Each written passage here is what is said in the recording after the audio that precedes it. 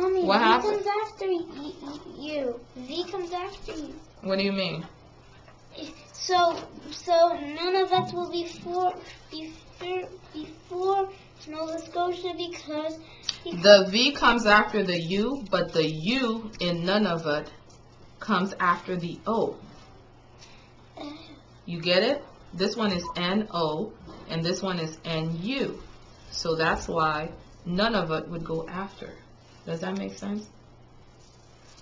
When I used to do ABC order, I mean, this is the really long way and the really hard way to do it. But I'd be singing the ABC song to myself all the time. But you don't even have to do that because you have the ABC chart that you can look at, you know. M is the only word here that comes before what you're looking at.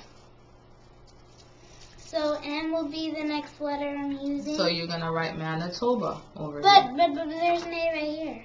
Yes, but that's in the middle of the word. You start by looking at the first word. But it says and. Yes, So but think of this as one long word, Newfoundland and Labrador. Think of this as one long word. When you're putting these cities in alphabetical order, first you look at the first word in the phrase. No, this So is this one is thing. like a phrase. This is like a phrase.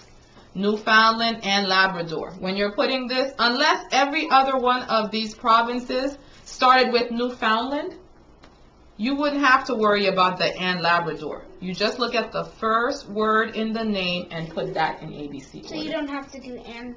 Well, so far I don't see any other words that have Newfoundland in it, so you're not going to have to worry about the and Labrador.